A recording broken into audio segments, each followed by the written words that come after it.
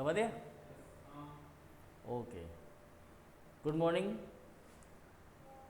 नमस्कार। स्वागत है आपका एक बार फिर से हमारे इस ऑनलाइन वीडियो लेक्चर के अंदर। इस वीडियो लेक्चर के अंदर हम जो है बात करेंगे यहाँ पर टाइप्स ऑफ आरएनए की। ठीक है जी, टाइप्स ऑफ आरएनए क्या होते हैं, मतलब कौन कौन से प्रकार के आरएनए पाए जाते हैं यूनिवर्स के अंदर, मतलब सेल्स जो है हमारी कोशिकाएं जो है उनके अंदर किस किस प्रकार के आरएनए पाए जाते हैं, इसके बारे में हम बात करेंगे टाइप्स ऑफ आरएनए में। ठीक है, अब देखिए जो टाइप्स आरएनए के जो टाइप्स हैं, अगर उनको हम देखें तो वो कितने प्रकार के होते हैं, किस किस प्रकार के हैं। जनरली क्या होता है कि जो डीएनए होता है वो डीएनए ट्रांसक्रिप्शन के द्वारा किसका निर्माण करता है, आरएनए का निर्माण करता है। ठीक है, अब ये जो आरएनए हैं ये भी अलग अलग प्रकार के हैं। ठीक है, तो इनके बारे में हम यहाँ पर चर्चा कर रहे हैं। चलिए देखिए, तो हमारे पास जो आरएनए होते हैं वो दो प्रकार के होते हैं। एक होता है जेनेटिक आरएनए और दूसरा होता है नॉन जेनेटिक आरएनए। ठीक है, अब ये जो जेनेटिक आरएनए हैं ये किस में पाए जाते हैं और कहाँ पर प्रेजेंट होते हैं। तो जो जेनेटिक आरएनए होता है ये आरएनए आनुवांशिक क्रियाओं को करते हैं। कहने का मतलब है कि ये जेनेटिक इन्फॉर्मेशन जो होती है उनको ट्रांसफ़र करने का काम करते हैं, ट्रांसफ़र करते हैं। जेनेटिक इन्फॉर्मेशन को क्या करते हैं, ये ट्रांसफ़र करते हैं। ठीक है, किसमें, एक जनरेशन से दूसरी जनरेशन में। ठीक है, दूसरी चीज़, ये जो आरएनए होते हैं, जो जेनेटिक आरएनए होते हैं, ये सिंगल स्ट्रैंडेड भी हो सकते हैं और डबल स्ट्रैंडेड आरएनए भी हो सकते हैं।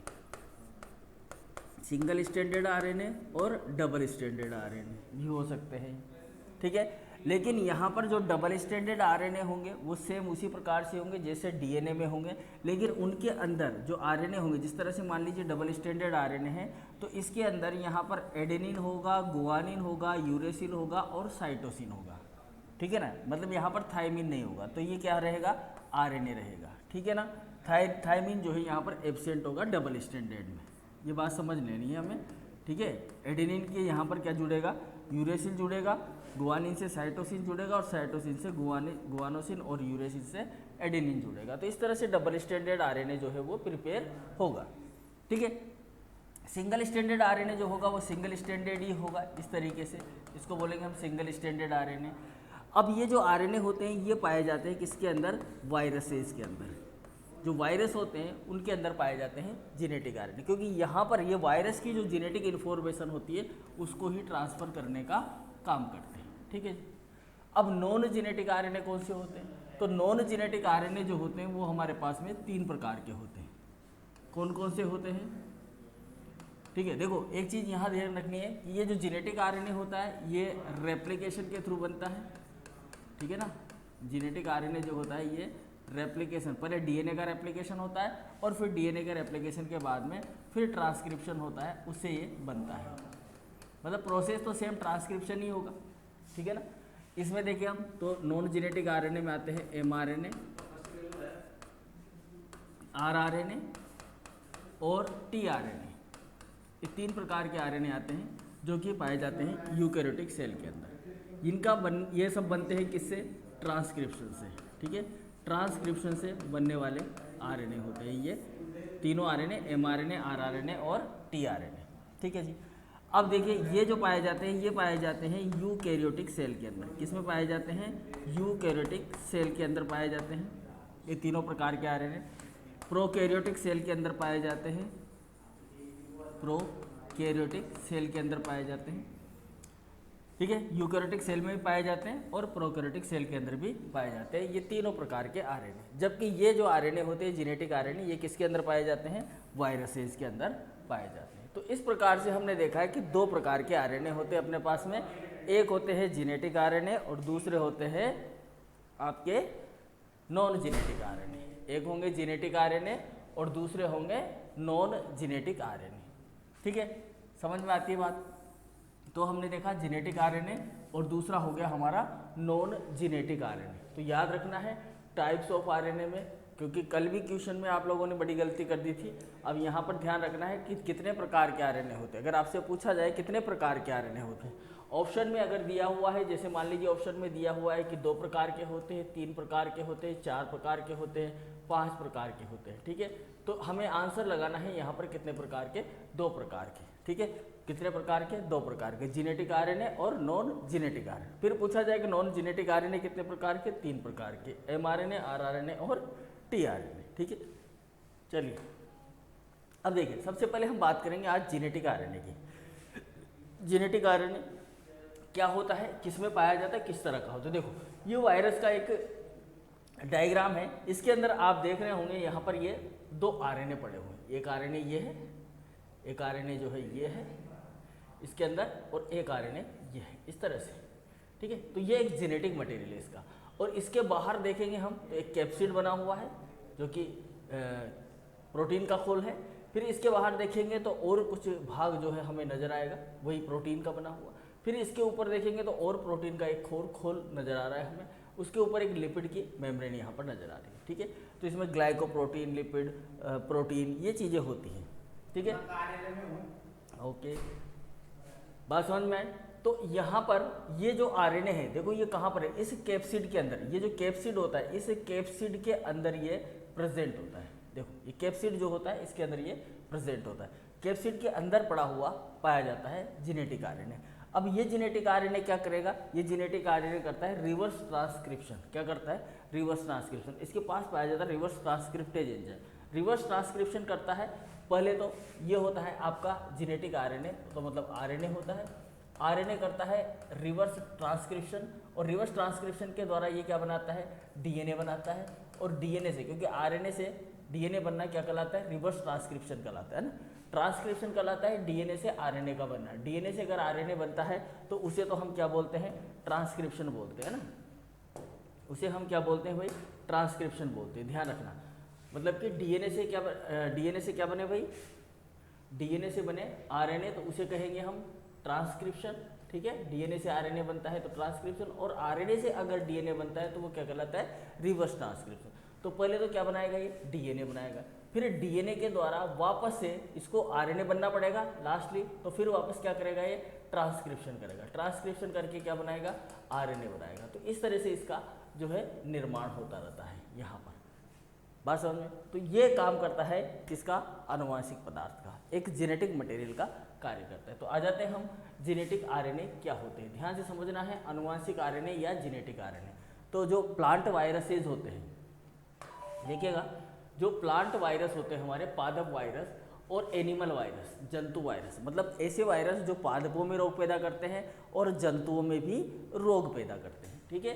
तो ऐसे वायरस, उसके अलावा बैक्टीरियोफेज, उसके अलावा किसमें, बैक्टीरियोफेज में डीएनए अनुपस्थित होता है। कुछ बैक्टीरियोफेज ऐसे होते हैं जिनके अंदर डीएनए जो है अनुपस्थित होता है। उनमें आनुवांशिक पदार्थ जो होता है, इनमें आरएनए ही आनुवांशिक पदार्थ होता है, ठीक है। मतलब कि जो प्लांट के वायरस हैं, प्लांट के अंदर रोग पैदा करने वाले, जो एनिमल के ऊपर रोग पैदा करने वाले वायरसेज हैं वो, और बैक्टीरियोफेज, कुछ बैक्टीरियोफेज जिनके अंदर केवल आरएनए ही पाया जाता है, आनुवांशिक पदार्थ के रूप में डीएनए एब्सेंट होता है। तो समझ में आ गई, ठीक है। अब ये जो आरएनए होता है, जेनेटिक आरएनए, ये सिंगल स्ट्रैंडेड भी हो सकता है और डबल स्ट्रैंडेड भी हो सकता है। मैंने बता दिया आपको कि सिंगल स्ट्रैंडेड कैसे होगा और डबल स्ट्रैंडेड कैसे होगा। अब देखिए, डबल स्ट्रैंडेड आरएनए जो होता है, उसमें जो बेस होते हैं वो डीएनए के समान ही होते हैं, समान ही होते हैं, केवल अंतर कहाँ होता है, यूरेसिल में। अंतर कहाँ होगा, यूरेसिल के अंदर होगा, ठीक है। जैसे अगर हम उदाहरण के बारे में बात करें तो पादप में जो उदाहरण है हमारे पास में, tobacco mosaic virus, tobacco mosaic virus में पाया जाता है single stranded RNA.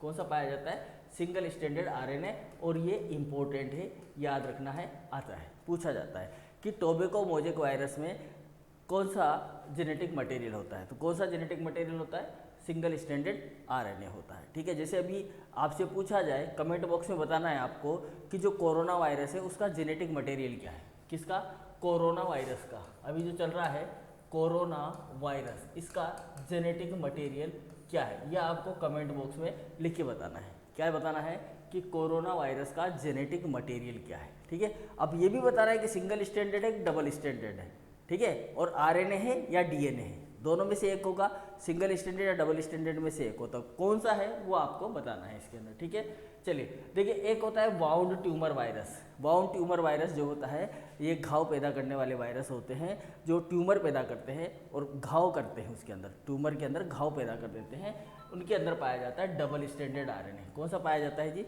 Double standard RNA पाया जाता है। समझ में आया? जंतुओं की बात करें तो एनिमल में जो है इन्फ्लुएंजा वायरस जो होता है वो सिंगल स्टैंडर्ड आरएनए होता है। कौन सा आरएनए होता है? Influenza virus single standard RNA.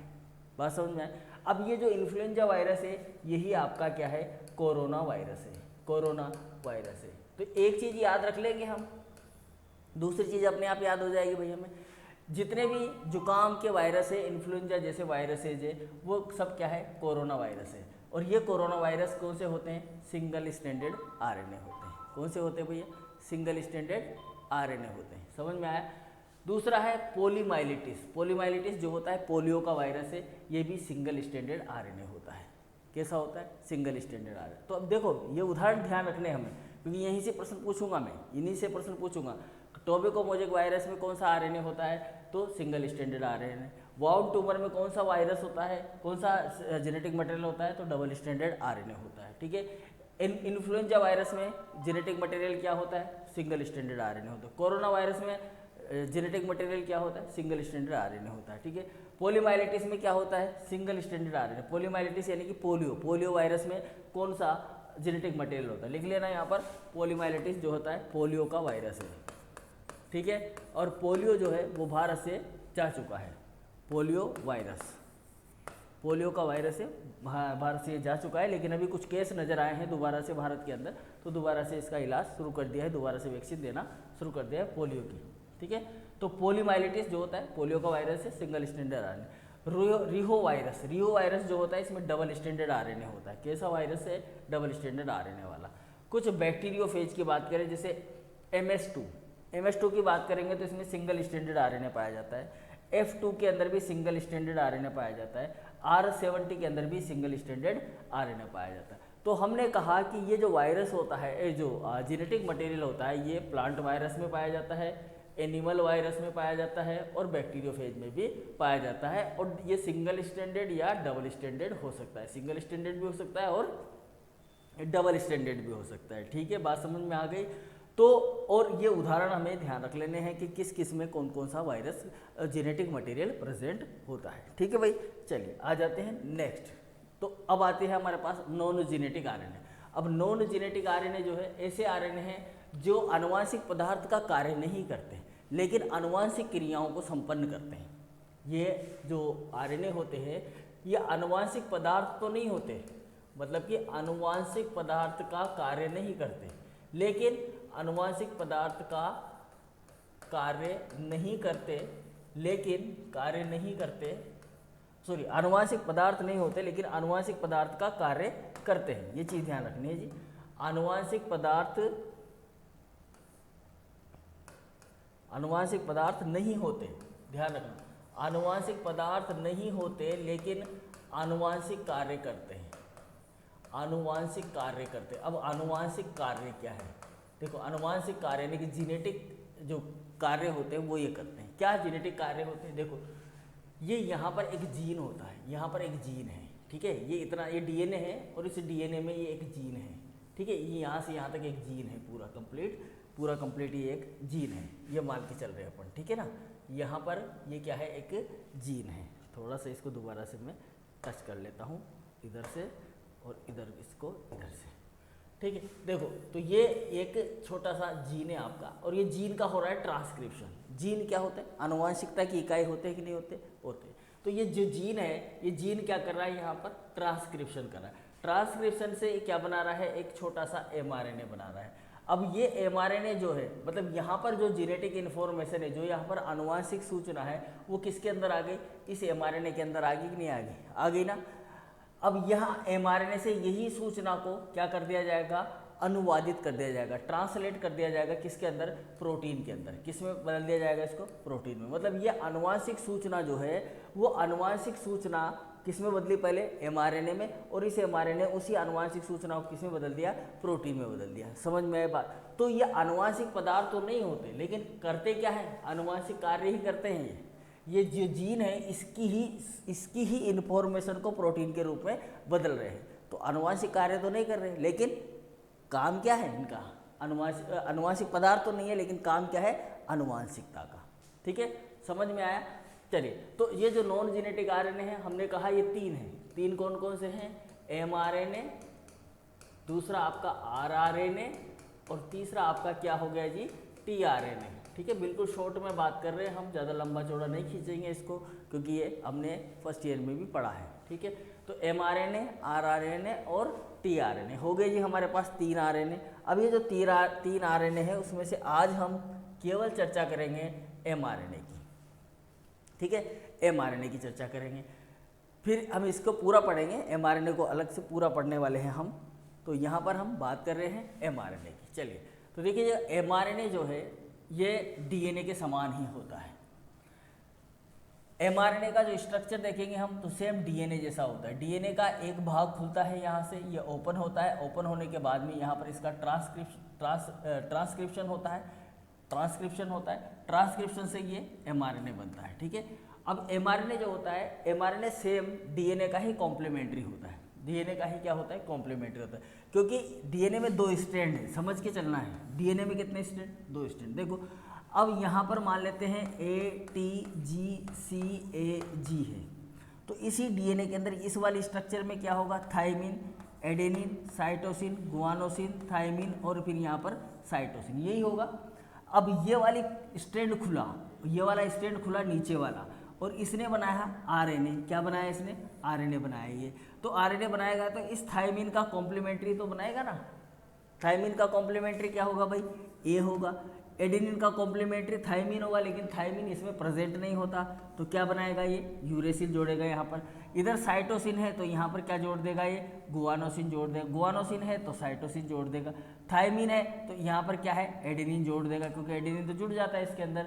और इधर साइटोसिन है तो इधर क्या जोड़ देगा, गुआनोसिन जोड़ देगा। अब ये देखना है, देखो इस स्ट्रक्चर को मिलाओ आप इस स्ट्रक्चर से। एडेनिन है, अब यहाँ पर थाइमिन की जगह यूरेसिल आ गया, गुआनोसिन, साइटोसिन, एडेनिन और गुआनिन, सेम स्ट्रक्चर है या नहीं है, डीएनए जैसी। तो बिल्कुल डीएनए के जैसा ही होता है, इसलिए हम कह सकते हैं इसका जो संगठन होता है वो कैसा होता है, डीएनए के समान होता है। लेकिन इसमें थाइमिन के स्थान पर क्या पाया जाता है, यूरेसिल पाया जाता है। थाइमिन के स्थान पर क्या होता है, यूरेसिल होता है। ये कोशिका में कुल आरएनए का 15 से 20% होता है। जितने आरएनए पाए जाते हैं कोशिका के अंदर, उसका कितना होता है, 15 से 20% भाग होता है। समझ में आया। इसका निर्माण कहाँ होता है, इसका निर्माण होता है केंद्रक में, न्यूक्लियस के अंदर होता है। इसका निर्माण कहाँ होता है, न्यूक्लियस में होता है। न्यूक्लियस में जो केंद्रक के छिद्रों द्वारा कोशिका द्रव्य में आता है। देखो कैसे होता है, ये भी हम देखते हैं। यहाँ पर ये केंद्रक होता है और इस केंद्रक में यहाँ पर पाया जाता है आपका डीएनए। ठीक है, इस तरह से ओपनली खुला हुआ रहता है डीएनए, इस तरीके से। ठीक है, अब आरएनए का संश्लेषण करना है तो कोई भी खुला हुआ भाग, जैसे ये वाला भाग खुला हुआ है तो ये यहाँ से यहाँ तक क्या कर लेता है, आरएनए का संश्लेषण कर लेता है।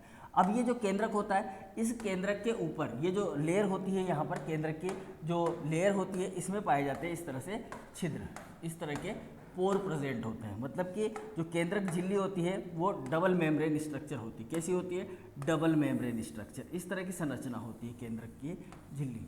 पढ़ा है हमने फर्स्ट ईयर में केंद्रक के बारे में।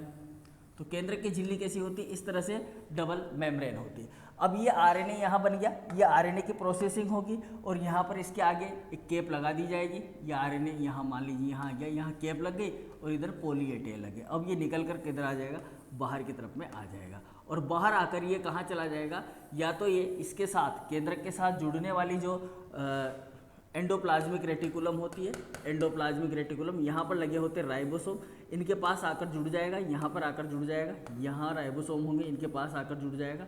या फिर ये साइटोप्लाज्म में घूमने वाले जो राइबोसोम होंगे उनके साथ में इस तरह से जुड़ जाएगा और ट्रांसलेशन करेगा। समझ में आया। तो बिल्कुल सिंपल सी कहानी है, ज़्यादा कुछ खास बात नहीं है। ये ध्यान रखना है कि निर्माण कहाँ हो रहा है, न्यूक्लियस के अंदर, केंद्रक के अंदर। इसका निर्माण कहाँ हो रहा है, केंद्रक में हो रहा है। ठीक है, और ये केंद्रक के छिद्रों द्वारा कहाँ जाता है, साइटोप्लाज्म के अंदर आ जाता है। ये प्रोटीन संश्लेषण के लिए अमीनो एसिड को जोड़ता है। जब प्रोटीन संश्लेषण करेगा, जैसा कि मैंने बताया यहाँ पर आपको कि ये निकल कर आ गया बाहर, ये बाहर निकल कर आ गया और ये यहाँ आकर रह गया, ठीक है। और यहाँ पर क्या है, इसका आपका ये कैप है और इधर ये पॉली ए टेल है, ठीक है। अब इसके ऊपर क्या जुड़ेंगे, इसके ऊपर जुड़ेंगे राइबोसोम। ये राइबोसोम यहाँ पर आकर ये जुड़ गया, ठीक है। राइबोसोम की 2 यूनिट यहाँ पर आकर जुड़ गए। अब ये क्या करेगा, ये प्रोटीन का निर्माण करेगा। ये आरएनए का काम क्या है, प्रोटीन का निर्माण करना। तो यहाँ पर जो है टीआरएनए को लेके आएगा, यहाँ पर जो है क्या आएगा, टीआरएनए, और ये टीआरएनए किसको लेके आएगा, अमीनो एसिड को। तो ये अलग अलग अमीनो एसिड ये से जुड़ते चले जाएंगे और लास्ट में इसके अंदर प्रोटीन का निर्माण हो जाएगा। तो ये क्या बन रही है, ये बन रही है प्रोटीन। तो इसका काम क्या है, एमआरएनए का काम है प्रोटीन का निर्माण करना, ठीक है जी। चलिए, इसका निर्माण डबल स्ट्रैंडेड डीएनए के एक स्ट्रैंड से होता है। अभी हमने देखा कि जो एमआरएनए होता है, इसका निर्माण जो डबल स्ट्रैंडेड डीएनए होता है, इसके एक ही स्ट्रैंड से होता है, केवल एक सिंगल स्ट्रैंड से ही होता है, दूसरे से नहीं होता, ठीक है ना। तो इसका निर्माण किससे हो रहा है, डबल स्ट्रैंडेड डीएनए के एक स्ट्रैंड से होता है। ये डीएनए से प्राप्त सूचना को ट्रांसक्रिप्शन द्वारा क्या करता है, संग्रहित करता है। देखो यहाँ इस डायग्राम में अगर हम देखेंगे तो इस डीएनए के पास में जो भी इन्फॉर्मेशन है, इस डीएनए के पास में जो भी इन्फॉर्मेशन है उसको ट्रांसक्राइब किया जाता है किसके अंदर, एमआरएनए के अंदर। कौन सा प्रोसेस यूज करता है, ट्रांसक्रिप्शन, ठीक है। तो सूचना को क्या करता है, ट्रांसक्रिप्शन के द्वारा क्या कर लेता है, स्टोर कर लेता है।